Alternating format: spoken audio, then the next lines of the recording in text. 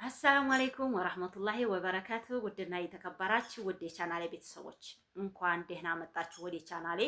ዛሬ ደግሞ ብቸኝነትን ወደ ጥንካሬ እንወስዳለን፣ ወይም ፍርሃትን፣ ጭንቀትን በቃ ጠንክረን ወደ ጥንካሬ ነው የምንወስደው እህቶቼ። በእነዚህ በአራት ነገሮች እነሱንም እስከ መጨረሻው ቪዲዮውን አዳምጡት። እነዚህን የምታደርጉ ከሆነ ብቸኝነት ወይም ጭንቀት ከናንተ ይወገዳል ማለት ነው እህቶች። እንግዲህ የመጀመሪያው አዳዲስ ነገሮችን ወይም ክህሎቶችን መልመድ አለብን ማለት ነው። ወደ አረብ ሀገር ስንሄድ በተለይ እስኪ ማን ነው ስሜት አልተሰማኝም በቃ ከኢትዮጵያ ስወጣ ስሜት አልተሰማኝም ምንም ነገር የሚል ሰው አለ። በመዳም ኩሽና ሂዶ ስሜት የለኝም የሚል ሰው አለ። እኔ ግን በጣም ነበረ ማለት ነው በሰዓቱ የሚሰማኝ ብቸኝነት።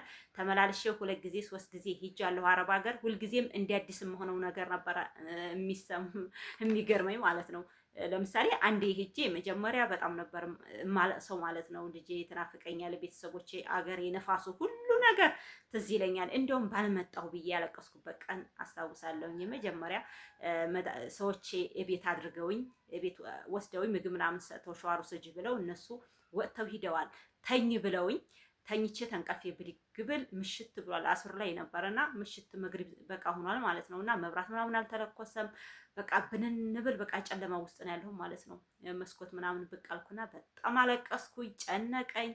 ከዛም በኋላ ተዝሴ ይሄ ልጅን ትቼ ነው ምናምን የልጅ ናፍቆት፣ የሀገር ናፍቆት፣ የባል ናፍቆት አለ፣ በቃ የቤተሰብ ናፍቆት አለና በጣም ነበር የማስበው የምጨናነቀውና ምን ነው በቀረብኝ ሀገሬ ውሃ ሽጬ ብኖርስ ብዬ ያልኩበት ቀን ነበር ማለት ነውና እውነቴ ነው ማለችው። እዛ ቤት እየቆየሁ ትሄድ ስራም ብዙ አይበዛብኝም ነበረ።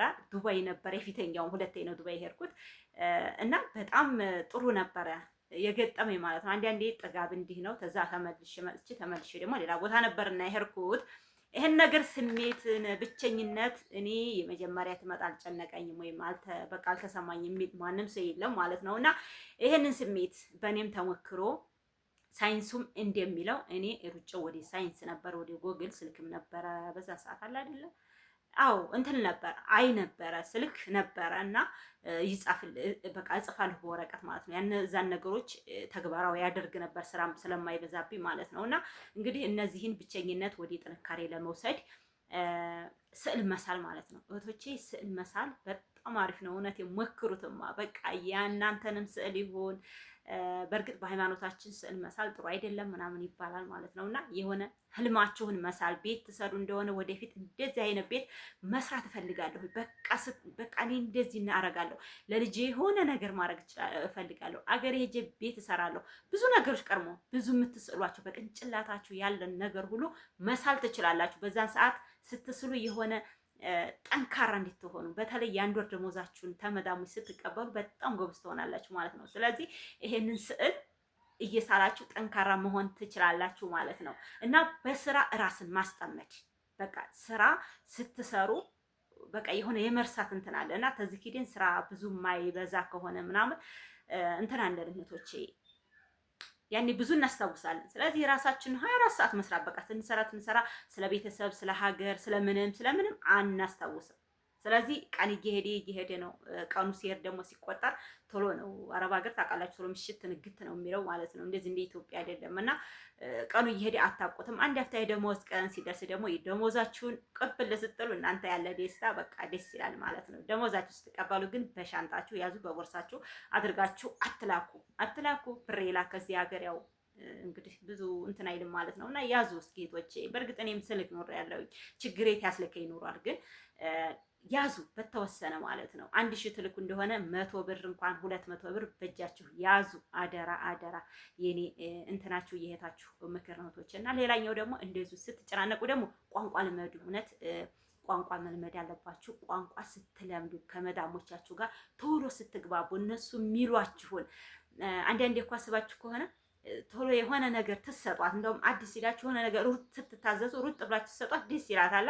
በቃ አወቀች እኮ ምናምን እና ደግሞ የሆነ አንዳንዶቹ ባባዎች ማለት ነው ወይም አሰሪዎቻችሁ ወንዶቹ የሆነ ቀልድ ምናምን የሚቀልዱ አጋጥሟችሁ ተሆነ ይቀልዳሉ አይደል? በዛን ሰዓት የሆነ ስናቅ ምናምን እንደውም እኮ በሚስቶቻቸው ይሆናል አይደል? ያኔ ሰው የመጀመሪያ ነው ልጅ ሁኔ አስታውሳለሁ ከሰባተኛ የስድስተኛ ክፍል ሁኔ ወደ ሰባት አልፌ ነበረ ቤይሩት የሄድኩትና ቤይሩት በጣም ቀልደኛ ነበር። ያው እንግዲህ ቤይሩት ደህና ናቸው። ያው $100 ምናምን ነበር የሚከፈለው ማለት ነው በዛን ሰዓት እና ዶላሩም እንደዚህ አልነበረም።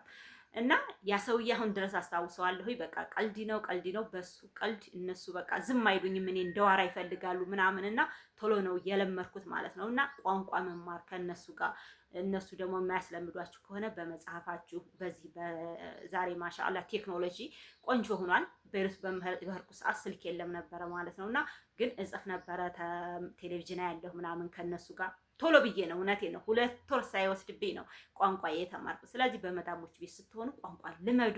ቋንቋ ትለምዱ፣ መዳሞቻችሁ ጋር ጎበዝ ትሆናላችሁ።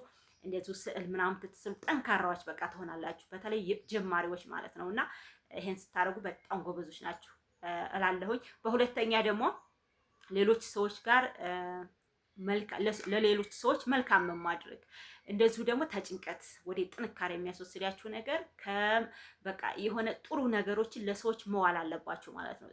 በቃ የሆነ ጥሩ ነገር ስታረጉ ለትልቅ ሰዎች ለአዛውንቶች የሆነ ጥሩ ነገር ስታረጉላቸው እነሱ ደስ ሲላቸው እናንተ ላይ የሆነ የመጠንከር ባህሪ ይኖራቸዋልና ለሰዎች ዝሮ መልካም ዋሉ። በቃ መልካምነት ለራስ ነውና ጥንካሬ ይሰጣል ይላል በሳይንስ ማለት ነው። ቶቼ ያው እንግዲህ አንዳንድ ቦታ እያጠናው ነው እኔ ይዤላችሁ የመጣሁት ማለት ነው። እና በአሁኑ ሰዓት ደግሞ እንደምታዩት ሶሻል ሚዲያ በጣም በዝቷል። ሶሻል ሚዲያ ላይ ጊዜ ተማባከን አንዳንድ ነገሮች ቅድም እንዳልኳችሁ መማር አለባችሁ። በቃ መለማመድ መልካምን ማድረግ ምናምን ማድረግ አለባችሁ ቶቼ። መጽሐፍን ማንበብ በእግር ደግሞ እንደዚሁ ከመጨናነቅ በእግር መጓዝ መሴጅ እየገባብኝ ነው። በእግር መጓዝ ይሄ በጣም አሪፍ ነው። ቶቼ መዳም ቤት ሆናችሁ የምትላኩ ከሆነ ወደ ሱቅ ምናምን የምትሄዱ ከሆነ በእግራችሁ ስትጓዙ በጣም እረፍት ነው። እውነቴን ነው። ኢትዮጵያ ባዩት በታክሲ እንኳን ባጃጅ ምናምን አገራችን አሁን ባጃጅ ራሱ በጣም ብቻ ስለ ሀገራችን ብናወራ ከባድ ነው። ብዙ ይወራል። ባጃጅ አሁን በጣም ውድ ሆኗል። ስለዚህ ሰው ምንድነው በእግሩ እየተለማመደ ነው። እና በእግር መሄድ ደግሞ አንደኛ ጥንካሬ ነው። ሁለተኛ በቃ ያኔ የገንዘብም መቆጠብ ያመጣል፣ ጥንካሬም ያመጣል፣ የቅንጭላት እረፍት አለ። ስለዚህ በእግር መጓዝ በጣም አሪፍ ነው የሚል ነው ያገኘሁት ማለት ነው ቶቼ።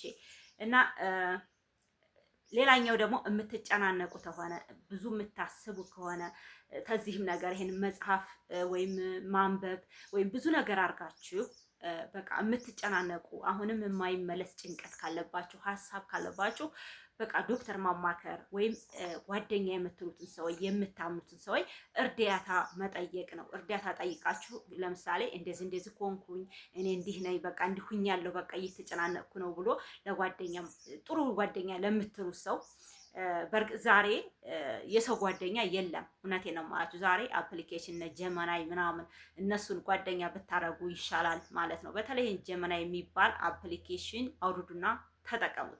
ጀመናይ በጣም አሪፍ ነው። ወይም ጃቲቢቲ ነው ምናምን የሚባለው ማለት ነው። እሱ እንኳን ብዙ አልጠቀሙም። እኔ ግን ጀመናይን በጣም እጠቀማለሁ። የፈለኩትን ነገር አማክሩት። ሰው ተሚማከር ዛሬ እሱን ብታማክሩት የበለጠ ይነግራችኋልና እነዚህን ተግብሩት እላለሁ። እህቶቼ ሰላማችሁ ብዝት ይበልልኝ። ለዚህ በቃ ለጥንካሬ፣ ለስነ ልቦና፣ ለጭንቀት በቃ እነዚህን ነገሮች ኢንሻአላህ ወደፊት እናንተን ለማጠንከር እመጣለሁኝ። አንዳንድ ነገሮች እያያዝኩ ማለት ነውና እስኪ ኮሜንት ላይ አስቀምጡልኝ። ትላንትና ግን አንዳንድ ቪዲዮዎች ስለ አዲስ ነገር እየላኩኝ ነበር፣ እያወራሁ ነበር። ያው በውስጥም የመጣችሁ መልሼላችኋለሁ። በሚዲያም ደግሞ ኮሜንት ላይ ያስቀመጣችሁልኝ በጽሁፍ እመልሳለሁ። ትላንትና ሁለታ በለቀቁት ቪዲዮ አሁንም እየገባችሁ ቪዲዮውን እውልኝ ይላል። እህቶቼ አዲስ ነገር አለ ስለ ህጉ ነገር ማለት ነውና ሰላማችሁ ብዝት ይበልልኝ። አሰላሙ አለይኩም ወራህመቱላሂ ወበረካቱ።